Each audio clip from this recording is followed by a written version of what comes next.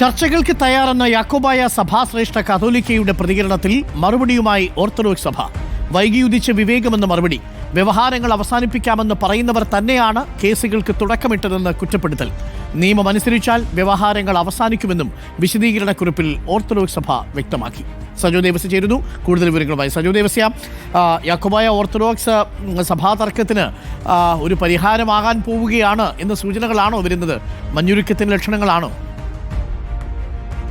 Doctor Arunkumar, Yakobaya orthodox സഭകൾ തമ്മിൽ കാലങ്ങളായുള്ള ഏതാണ്ട് ഒരു നൂറ്റാണ്ട് കാലമായുള്ള കക്ഷിവഴക്കുകൾ, വ്യവഹാരങ്ങളൊക്കെ സജീവമായി തുടരുന്നുണ്ട്. ഇതിനിടെ യാക്കോബായ സഭയുടെ ശ്രേഷ്ഠ കാതോലിക്കയായി നിയമിക്കപ്പെട്ട ഉയർത്തപ്പെട്ട ബസേലിയോസ് ജോസഫ് ശ്രേഷ്ഠ കാതോലിക്ക ബാവ പുത്തൻകുരിശിൽ മടങ്ങിയെത്തുകയും അവിടെ നടന്ന അനുമോദന സമ്മേളനത്തിനിടെ അദ്ദേഹം നിലപാട് വ്യക്തമാക്കുകയും ചെയ്തു. വ്യവഹാരരഹിത മലങ്കര സഭ എന്നതാണ് തൻ്റെ സ്വപ്നം. അങ്ങനെ ഒരു സമവായത്തിന്, സമാധാനത്തിനു വേണ്ടി മറുവിഭാഗവുമായി, അതായത് ഓർത്തഡോക്സ് സഭയുടെ കാതോലിക്ക ചർച്ചയ്ക്ക് വിളിച്ചാൽ തയ്യാറാണ്.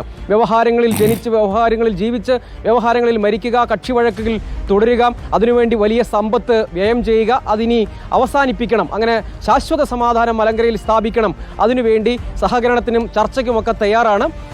വിട്ടുവീഴ്ചയല്ല, പകരം രണ്ട് സഹോദരി സഭകളായി പിരിഞ്ഞ് സമാധാനം സ്ഥാപിക്കണം എന്നതായിരുന്നു അദ്ദേഹത്തിൻ്റെ നിർദ്ദേശവും ആഹ്വാനവും. അതിനാണ് ഇന്ന് ഓർത്തഡോക്സ് സഭ മറുപടി പറഞ്ഞത്. പക്ഷേ വൈകി ഉദിച്ച വിവേകം എന്നാണ് ആ മറുപടിയിൽ ഓർത്തഡോക്സ് സഭ പറയുന്നത്. ആത്മാർത്ഥമെങ്കിൽ സ്വാഗതം ചെയ്യുന്നു എന്ന് പറയുമ്പോൾ തന്നെയും യഥാർത്ഥത്തിൽ അങ്ങനെ ഒരു സമാധാനമോ സമവായമോ സാധ്യമല്ല എന്നാണ് അതിൻ്റെ ബാക്കി വിശദീകരണം വായിച്ചാൽ വളരെ കൃത്യമായി മനസ്സിലാകുന്നത്. അതായത് സമാധാനം വേണമെങ്കിൽ നിയമം അനുസരിക്കുക. നിലവിൽ സുപ്രീം കോടതി ഉത്തരവുണ്ട്. 1934 ഭരണഘടന പ്രകാരം മലങ്കരയിലെ പള്ളികൾ ഭരിക്കപ്പെടണം എന്നതാണ് സുപ്രീം കോടതി വിധി.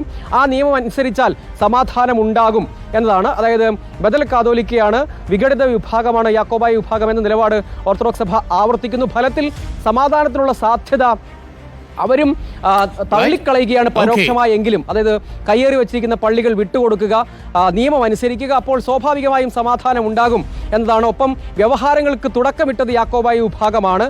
അതുകൊണ്ടാണ് ഇപ്പോഴും കേസുകളും കക്ഷിവഴക്കുകളും ഒക്കെ തുടരുന്നത് എന്നുകൂടി പറഞ്ഞു വെക്കുകയാണ്. ഫലത്തിൽ നേരത്തെ യാക്കോബായ സഭയുടെ ശ്രേഷ്ഠ കാതോലിക്ക സമാധാനത്തിനുള്ള ആഹ്വാനവും ചർച്ചയ്ക്കുള്ള സന്നദ്ധതയും അറിയിച്ചു എങ്കിലും ആ കാര്യത്തിൽ കുറെ കൂടി അദ്ദേഹം ഉന്നയിച്ചതുപോലെയുള്ള ഒരു മറുപടിയല്ല ഓർത്തഡോക്സ് വിഭാഗം അല്ലെങ്കിൽ ഓർത്തഡോക്സ് സഭ നൽകി. അതായത് ഫലത്തിൽ ഒരു സമവായ നീക്കം, സമാധാന നീക്കം എന്നത് ഉടനെയൊന്നും സാധ്യമാകില്ല എന്നത് ഓർത്തഡോക്സ് സഭയുടെ പ്രതികരണത്തിൽ നിന്ന് വ്യക്തമാണ്.